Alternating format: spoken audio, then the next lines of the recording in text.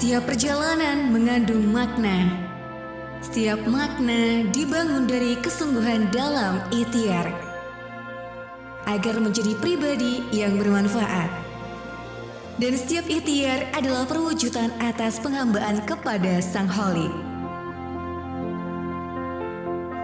Radio Kota Batik kembali mempersembahkan kisah-kisah teladan para pejalan sunyi yang berupaya menghayati kehidupan dalam Rihlah Sang Cendekia.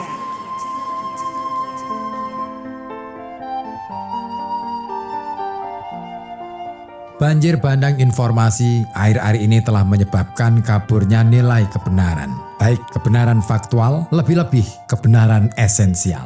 Fenomena ini dalam kajian filsafat postmodern lazim disebut hiperrealitas, yaitu gejala sosial akibat dari situasi masyarakat yang serba berlebihan, baik dalam produksi, konsumsi, maupun mengkomunikasikan informasi.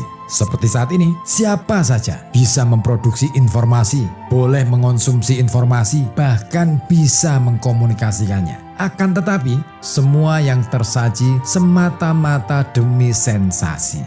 Akibatnya, tiap individu kehilangan makna, termasuk di dalam memaknai kehidupan dan perilaku beragama. Makanya, sebelum semakin tenggelam dalam fenomena hiperrealitas, sejenak saya ajak Anda menengok perjalanan sosok cendekia Muslim Nusantara yang gigih berjuang sebagai seorang jurnalis.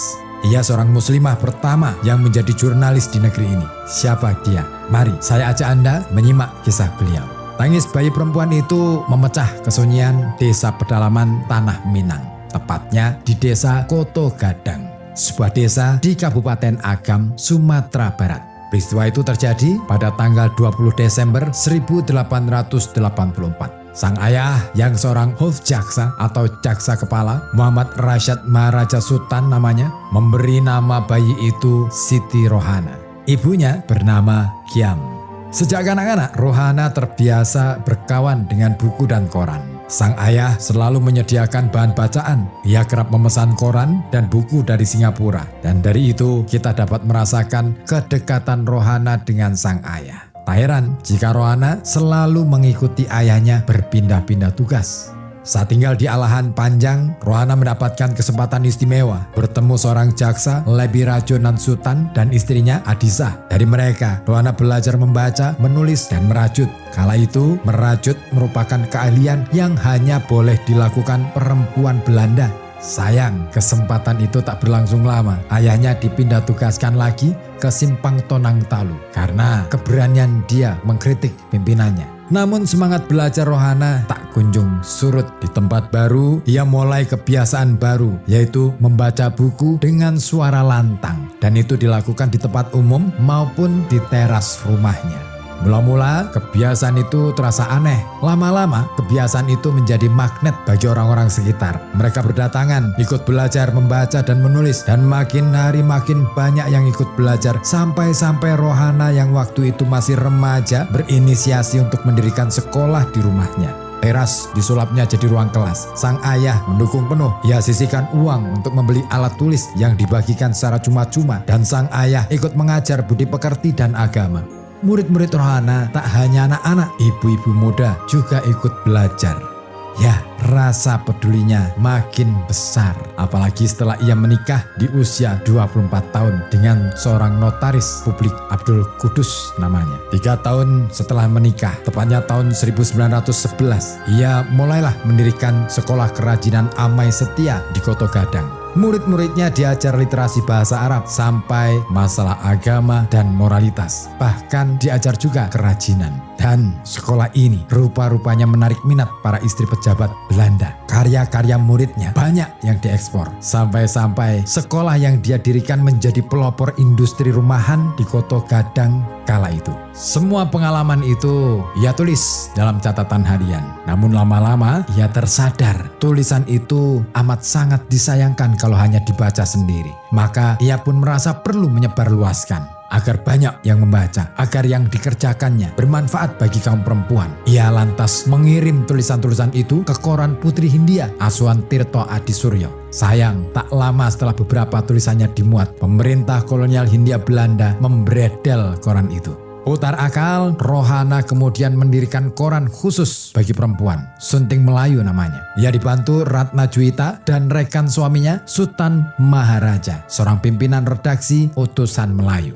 Melalui koran itu, ia sebarkan pikirannya tentang perempuan. Sesekali, ia tulis saduran-saduran buku dari luar negeri yang diterjemahkan ke dalam bahasa Melayu. Tapi, perjuangan Rohana tidak semulus dan semudah yang kita bayangkan. Perjuangan Rohana sempat ditentang. Ia sempat dituduh melawan adat dan menyalahi kodrat sebagai seorang perempuan. Didebak pula dari kursi pemimpin sekolah yang didirikannya oleh muridnya sendiri. Malah sempat pula difitnah punya skandal dengan pejabat Belanda. Rohana tak peduli semua tuduhan itu. Tekadnya berjuang untuk kaumnya makin kuat. Ia dirikan Rohana School, makin rajin pula menulis di koran. Sampai-sampai saat mengajar di Vereniging Studies Fonds, ia menjabat sebagai redaktur surat kabar radio dan Cahaya Sumatera. Walau begitu, ia masih kerap turun ke lapangan untuk meliput berita. Dalam banyak tulisan, Rohana selalu menyuarakan agar kaum perempuan terus berjuang demi kesetaraan. Sebab di dalam keyakinannya, Islam juga memosisikan perempuan sebagai sosok penting bagi pembangunan peradaban manusia.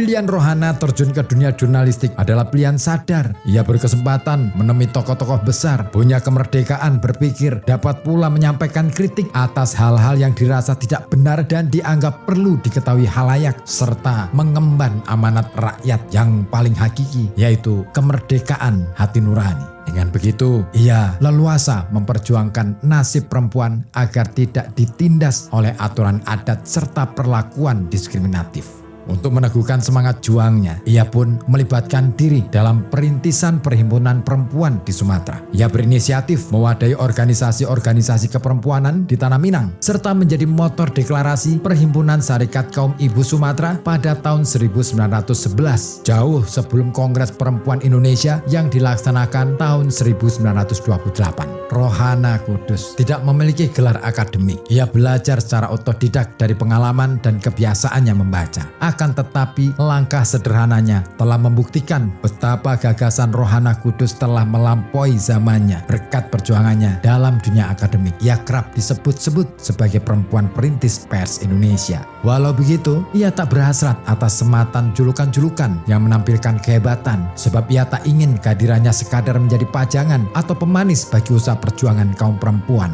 Akan tetapi, aksinya nyata mengubah masa gelap kaum Hawa, menghadirkan cahaya terang bagi kesadaran. Dan ia juga tak berpikir akan menjadi simbol apapun, sebab yang ia lakukan hanya mengikuti hati nuraninya, menjalankan peran sebagai hamba di dalam memberi makna bagi kehidupan yang lebih baik. Dan di usia yang ke-88 tahun, dalam balutan tubuh renta, Rohana Kudus menghembuskan napas terakhirnya tepat pada peringatan Hari Kemerdekaan Indonesia tanggal 17 Agustus 1972.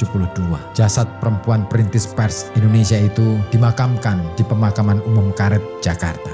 2 tahun setelah kematiannya, pemerintah Sumatera Barat memberikan penghargaan sebagai wartawan perempuan pertama Indonesia. Pada peringatan Hari Pers Nasional ketiga tahun 1987, pemerintah Orde Baru juga menganugerahi gelar Perintis Pers Indonesia. Demikian Rihla Sang Cendekia, persembahan Radio Kota Batik. Semoga kita bisa mengambil hikmah dari setiap kisah teladan para cendekia Muslim Nusantara.